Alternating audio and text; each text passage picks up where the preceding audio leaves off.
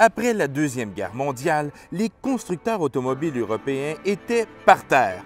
Les budgets étaient minces, l'acier se faisait rare et le peuple était pauvre. C'est pourquoi il fallait être créatif et concevoir un nouveau genre de véhicule. Ces autos devaient être abordables à construire, abordables à acheter, fiables, simples et surtout peu gourmands en carburant. Penses-tu que les fabricants automobiles vont recommencer à faire des autos comme ça? Ben oui, regarde, tu as une Civic là, en ce moment, c'est 35 000 avec un taux d'intérêt à 6 et plus. C'est sûr qu'on s'en va par là. Non, regarde. Avant, tu avais l'Allemagne qui avait sa coccinelle, tu avais l'Angleterre qui avait sa Mini, tu avais l'Italie qui avait sa 500, tu avais même la France qui avait sa 2 chevaux. Mais il y en avait fait là, des nouvelles versions de la Fiat 500. Ah ouais, elle était plus grosse, plus moderne, mais c'était une Fiat ont essayé de suivre la vague des anciennes voitures abordables, comme la New Beetle et la Mini Cooper. Mais ceci n'a duré qu'un certain temps. L'auto était mal construite et elle dominait le palmarès des voitures les moins fiables. En 2019, l'auto ne se vendait plus et Stellantis, qui contrôlait Fiat et Chrysler, l'a tout simplement retiré de notre marché. On dirait vraiment un jouet à côté de toi. En effet, en regardant la Fiat 500 originale, on se demande comment des êtres humains pouvaient entrer dans ce minuscule habitacle. Mais c'était justement ça qui constituait le charme d'une 500. Malgré sa petite taille, elle s'avérait hyper polyvalente, pouvant accommoder jusqu'à 4 adultes sans problème. Des adultes italiens, parce qu'il n'y a pas 4 adultes américains qui rentrent là-dedans, jamais. Il y a des prises d'air sur le coffre, c'est-tu comme une Beetle avec le moteur en arrière? Le moteur est en arrière, 2 cylindres, 498 cc. Attends, quoi? 2 cylindres? Écoute, à la grosseur que ça a là en arrière, je peux te garantir qu'il n'y a pas rien d'autre qui rentre là. C'est aussi tête que quand tu essaies de rentrer ta main dans un cylindre de Pringle. Il faut se rappeler qu'à l'époque, l'Europe faisait déjà face à de l'essence chère et des problèmes de congestion urbain. Toutes les 500 étaient pensées pour qu'elles prennent le moins de place possible et qu'elles coûtent le moins cher possible. Plusieurs versions de la Fiat ont vu le jour. Ici, nous avons une F qui a un moteur de 499 cc. Il y avait aussi une version SS de la 500 avec un moteur de 695 cc. Celui-là développait 37 chevaux. OK, puis lui, il a combien de puissance? 37? Non, la F. Ah, 17. 17 chevaux? Ben voyons, comment tu vas faire pour suivre le trafic? Ah, ça va être toi, le chauffeur du dimanche qui ralentit tout le monde. Pas si pire que ça. En effet, pour les standards d'aujourd'hui, les données techniques du tout petit moteur de l'ancienne Fiat 500 sont complètement ridicules. On se demande comment les gens faisaient même pour grimper des côtes avec aussi peu de puissance. Cependant, dans un contexte urbain d'après-guerre, on comprend pourquoi ce genre de véhicule s'est néanmoins avéré populaire, car tout au long de son cycle de vie, il s'est tout de même vendu 3,5 millions d'exemplaires. C'est que pour les Italiens, la Fiat 500 a été plus qu'une simple voiture. Elle a permis au peuple de se mobiliser et de laisser tomber la bicyclette et les Vespa. C'était l'auto de tous les Italiens, à une époque où l'économie du pays était complètement à plat. C'est ce qui a permis à la 500 de devenir un réel symbole nationaliste. Cette carte de mode au design original a été dessinée par Dante Giacosa et est demeurée intemporelle durant toutes ces années.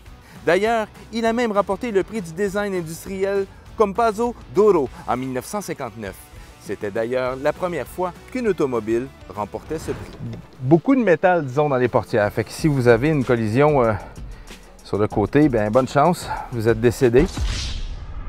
On comprend rapidement à l'intérieur que cette voiture-là a été conçue pour coûter le moins cher possible.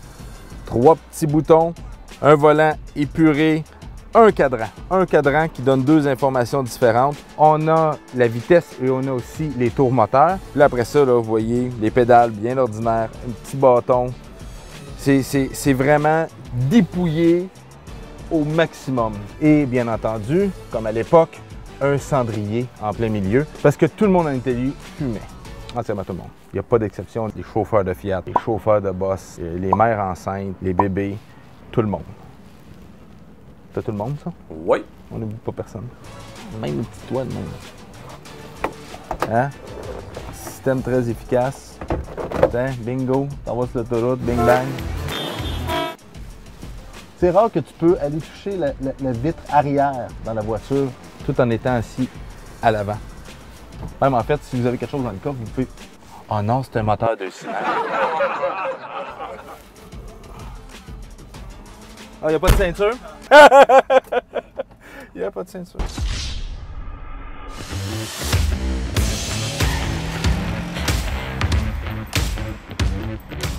Et voilà. 498 cc. 17 chevaux sous le capot.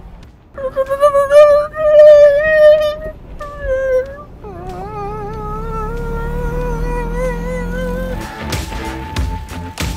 on y va.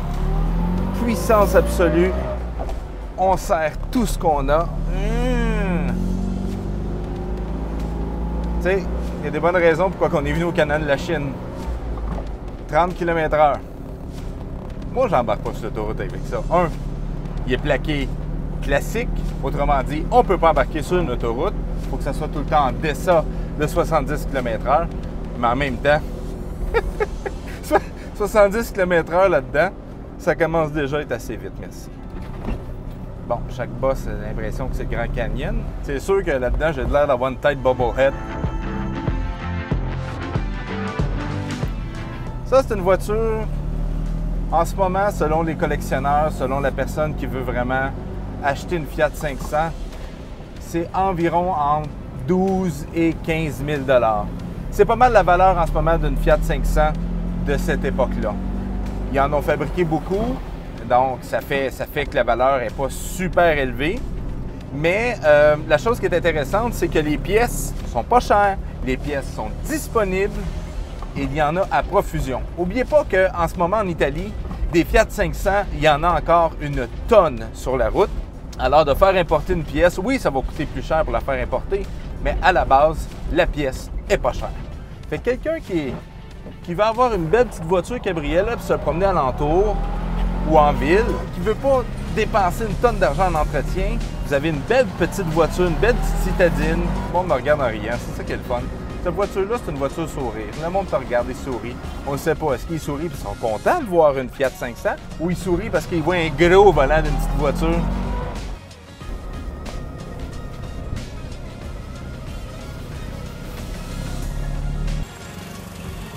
OK, on fait un 0-100.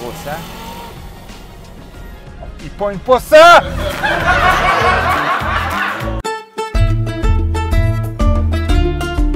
Non.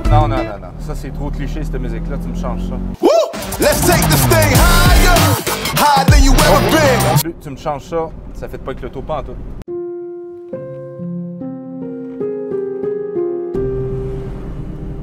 Pas bébé, je vois, faut croire.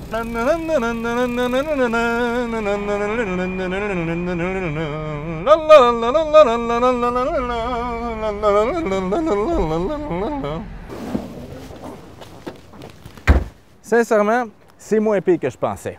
Bon, de 0 à 100, ça prend 2 minutes. Tu peux pas aller sur l'autoroute, tu veux pas aller sur l'autoroute. Mais quand même, les vitesses sont assez bien calibrées pour utiliser toute la puissance disponible du véhicule. Attends, toute la puissance du véhicule, ouais. Non, c'est pas si pire que ça, là. Tu m'as vu tantôt, là. Ouais, mais t'as causé un bouchon de circulation aussi, là. J'ai même vu quelqu'un en quadriporteur attendre après toi.